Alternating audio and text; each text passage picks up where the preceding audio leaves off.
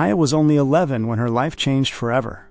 She arrived in South Korea with her mother, Amina, who had always dreamed of giving her daughter a better future. Back home, things were not easy for them. Amina had raised Naya alone since she became pregnant out of wedlock, and for years she worked small jobs just to keep food on their table. But she was strong, and she never gave up. One day, she heard about an international caregiver program. It offered steady pay, a safe place to live, and the chance to work in South Korea caring for elderly families. Amina applied with hope in her heart, even though she barely believed she would be chosen. But weeks later, she received an acceptance letter. The program covered her travel costs and provided housing once she arrived. It felt like a miracle, one she believed God had sent so she could build a better life for Naya. So they packed their small bags and moved across the world. Their new life in South Korea was modest but peaceful. They lived in a tiny room provided by the program, sharing meals, laughing after long work days, and exploring the streets whenever they had time. Amina always held Naya's hand tightly, promising her that everything would be all right. But everything changed one cold evening. Amina had finished her shift caring for an elderly woman and was heading home. She was tired, but as always, she was thinking about Naya waiting for her with warm tea and stories from school. On her way back, she got into a terrible accident, one that she could not survive. The news came suddenly, breaking Naya's world into pieces. At 11 years old, Naya found herself alone in a foreign country. She had no relatives in South Korea, and when the Korean Welfare Center tried contacting family back home, no one stepped forward to claim her. Her mother had been her only support. With no guardian and no one to claim her, Naya became a child protected by the state. The welfare officers tried to comfort her, speaking gently even though she could not understand much Korean. They took her belongings, her mother's bag, and her small shoes. They placed her in a short-term children's shelter, a quiet building with soft lights, clean beds, and kind staff. It was safe, but it did not feel like home. At night, Naya hugged her mother's scarf and cried quietly, hoping she would wake up from the nightmare. But this was her new reality. She was alone, scared, and thousands of miles away from everything she once knew. A week after Naya arrived at the children's shelter, the staff received a call from a couple who had just been approved as foster caregivers. Their names were Mr. and Mrs. Han. They were kind, gentle people who lived a quiet life in Busan. They had one son, Kim, but the mother had long struggled to have another child. After years of hoping and waiting, they decided to open their home to a foster child, not only to help someone in need, but also to bring companionship to Kim, who often kept to himself. They had seen Kim playing with younger children at a community event a few months earlier. He wasn't loud or playful like the other kids. Instead, he quietly helped a little girl tie her shoes and gently stopped two boys who were fighting over a toy. Watching him that day made his parents realize something. Even though Kim didn't talk much, he had a soft heart. He cared deeply, even if he didn't show it with many words. That moment pushed them to finally complete the foster care application. When they learned about Naya, a lonely girl with no relatives, they didn't hesitate. They told the welfare center, "We'll take her in. Let her stay with us until she finds family." They thought it would be a few months, just enough time to give her stability and emotional support.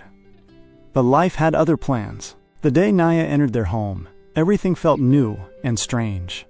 Kim stood in the hallway, shy but curious, watching the adults help Naya take off her shoes. He was 13 at the time, tall for his age, quiet and disciplined. He did well in school and rarely caused trouble. But he didn't make friends easily. Almost everyone in the neighborhood thought he preferred being alone. Yet when Naya stepped into the house, something in him shifted. Maybe it was how small and scared she looked. Maybe it was the way her eyes kept searching the room, trying to understand where she now belonged. Kim didn't know why, but he walked up to her, bowed politely, and said a simple, "Hello." It was the first time Naya heard a child speak to her with kindness since arriving in Korea. Days turned into weeks, and slowly, Kim became her guide. He helped her learn Korean words, pointed out which foods were spicy, and explained school assignments when she didn't understand. At school, when kids whispered or pointed at her because she looked different, Kim stepped in without hesitation. He stood beside her, translating jokes, calming her fears, and making sure she never felt alone. He didn't do it because he was asked to. He did it because he wanted to. Naya soon realized that Kim wasn't just quiet. He was thoughtful. He noticed every little thing. If she struggled with a new word, he repeated it softly until she got it right. If she cried at night missing her mother, Kim would slip a small snack through her door with a note saying she wasn't alone. He never made her feel like a burden. People in the neighborhood started calling them the Han siblings. But deep inside, neither of them felt like siblings. It wasn't uncomfortable, just different. They cared for each other in a warm, gentle way that didn't have a name yet. As the years passed and they entered their teenage stages, everything began to change. Kim started seeing her differently, not as the scared girl who entered their home, but as someone beautiful in her own growing way. Her smile, her laughter, the small way she thanked him for little things, all of it stayed with him longer than it should have. Naya trusted him more than anyone. She told him her worries, her dreams, and her memories of her mother. They studied together late at night, often falling asleep over their books. And when other kids made fun of Naya or tried to push her around, Kim didn't hesitate to step forward. He defended her every time. Their connection grew without effort. It was natural, gentle, and soft. And even though they never talked about it, they both felt it. The slow shift, the quiet spark, the unspoken warmth. A kind of tension formed between them. Not loud or dramatic, but the type that makes your heart beat faster when someone enters a room. The type that makes you notice every little thing, even when you try your best to ignore it. As the years passed, people outside the home began seeing Kim and Naya as nothing more than siblings. Neighbors joked about them being inseparable. Even friends at school treated them like a brother and sister who were always looking out for each other. Everyone assumed it was a family bond. No one ever imagined it could turn into something else. But inside their hearts, things were different. Kim tried to act normal, but it became harder each year. Whenever he saw Naya smile at another boy, something tightened in his chest. He hated the way some boys looked at her, the way they tried to talk to her, the way they joked around her. He hated it even more when she smiled back, not because she liked them, but because she was polite and soft-hearted. Kim pretended to be calm, but deep down, he was jealous in a way that scared him. He was in love with her long before he understood what love really meant. Naya felt the same confusion. She loved being around him more than anyone. His presence calmed her. His voice made her feel safe. And whenever Kim was upset or distant, she felt it deeply. But society had already placed a name on their relationship, and that name made everything feel wrong even when it wasn't. So they hid their feelings, buried them, pretended nothing was happening between them, even though every stolen glance and quiet moment said otherwise. One night, when Naya was around 17, everything almost came out. It was raining heavily outside, and the whole house was quiet. Naya had gotten into an argument with Kim earlier that day over something small. A boy from school had walked her home, and Kim had snapped at her for no reason. She didn't understand why he was upset, and he didn't want to admit the real reason. That night, she found him sitting outside in the rain, soaked and angry at himself. She came out with an umbrella and whispered his name. He looked up at her, eyes full of frustration, and something even deeper. She tried to walk away, but he held her wrist gently.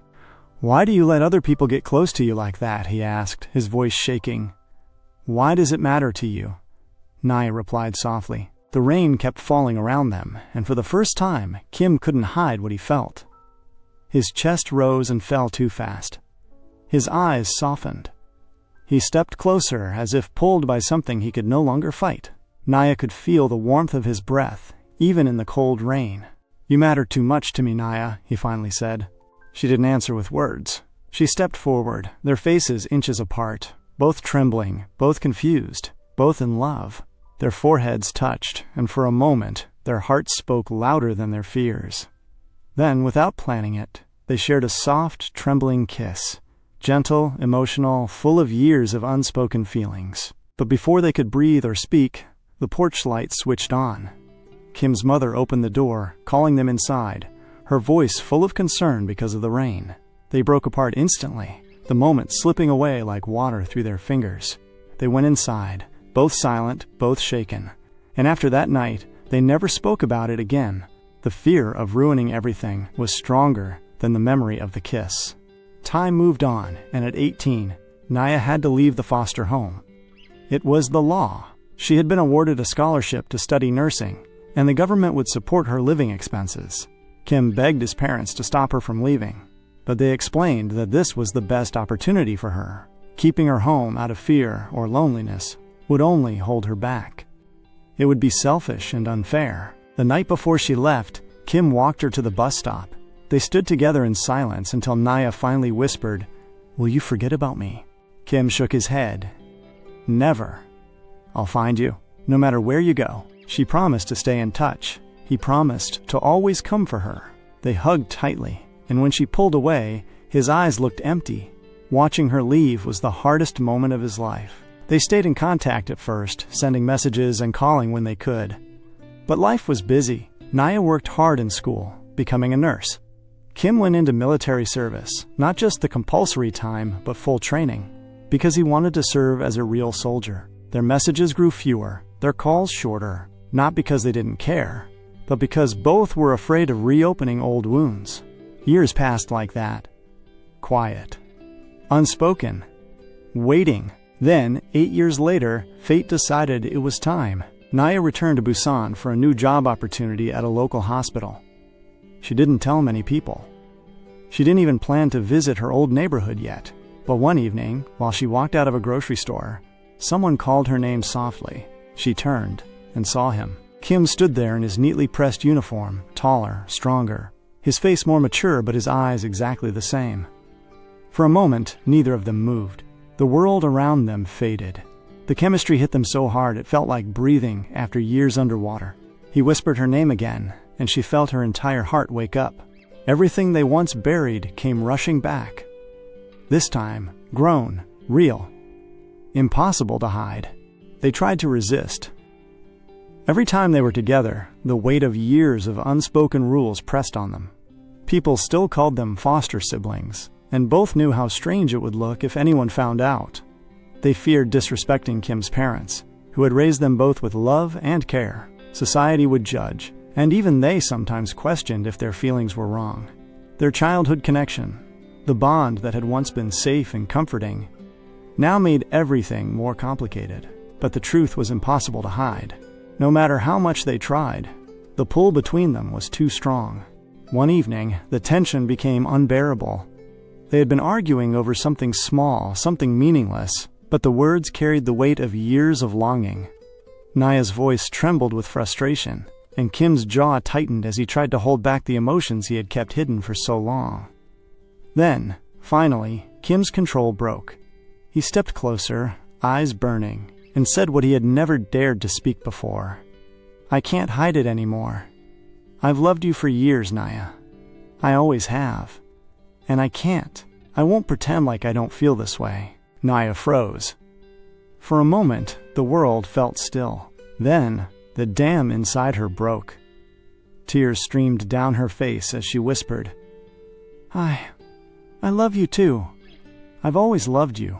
All the years of longing, fear, and confusion spilled out in that single confession. They clung to each other, shaking and crying, finally letting the truth be spoken aloud. From that night on, they began a secret relationship. Soft touches became their language.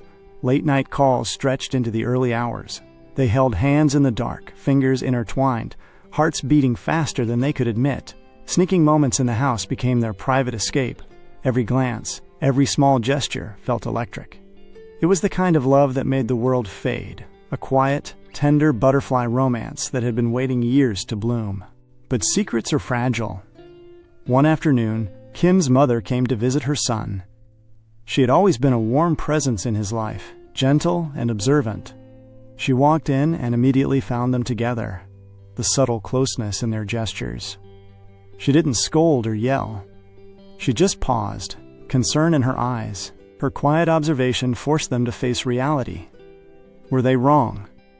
Could they really be together without hurting the people who had raised them? Could their love survive the judgment of the world? Most of all, were they strong enough to fight for something that had been years in the making? Something that felt both right and impossible all at once? One evening, after weeks of quiet tension and careful thought, Kim's parents invited them both. The room smelled of warm tea and freshly baked bread, familiar and comforting. Mr. Han sat down first, patting Kim's shoulder gently, while Mrs. Han looked at them with kind, knowing eyes. "We brought Naya here to give her a home, not to chain her heart," Mrs. Han said softly. "You two are not related. You're adults now. If you love each other, love honestly." Kim felt a weight lift off his chest. Years of guilt, of thinking he was betraying a family that had given him everything, seemed to fall away. Naya squeezed his hand, and for the first time, they could both breathe freely. His parents had always known how much she meant to him, how deeply he cared, and seeing them acknowledge it released the last bit of hesitation he had left. A few days later, Naya found an old letter tucked away in her mother's things. It was written in soft, careful handwriting, a message she had never seen before. In it, her mother spoke of her dreams for Naya's happiness, her hope that Naya would find love and belonging, and that she would always be brave enough to follow her heart. Naya clutched the letter to her chest, tears streaming down her face. For the first time since her mother had passed, she felt peace. When she visited her mother's resting place with Kim, she imagined her mother smiling, proud of the woman she had become. Later, Naya met her mother's family for the first time, distant relatives who welcomed her with open arms, happy to know her and hear stories of her life, and apologized and regretted their actions towards her late mother. With that closure, there was no more holding back. They made their choice. They went public with their love, facing judgment quietly but firmly. Friends, neighbors, and colleagues all saw that what they shared was not just a passing infatuation. It was a bond forged through years of care, loyalty, and unspoken devotion. Months later, Kim got down on one knee on a quiet evening under the soft glow of lanterns and asked Naya to be his wife. She said yes, laughing through tears, her hand in his. They visited her mother's resting place once more, holding each other close, feeling gratitude for the journey that had brought them here. Kim introduced Naya to his parents, proudly calling her the woman he would spend his life with. Their parents smiled, full of love and relief, knowing their hearts had chosen wisely. They weren't born as family. They weren't bound by blood or law. They were two souls who had found each other through pain, through loss, and through years of longing. And in the end, they chose each other. Their love was not forbidden. It was earned, cherished, and true. And that choice, above all, made it perfect. Happy New Year, everyone. Thank you for supporting my channel. I really appreciate. This is my first video of the year, and this year I'm going hard. I'm going to continue to bring unforgettable, lovely, amazing love stories your way. Please do not forget to subscribe and stay with me. Thank you. I love you all.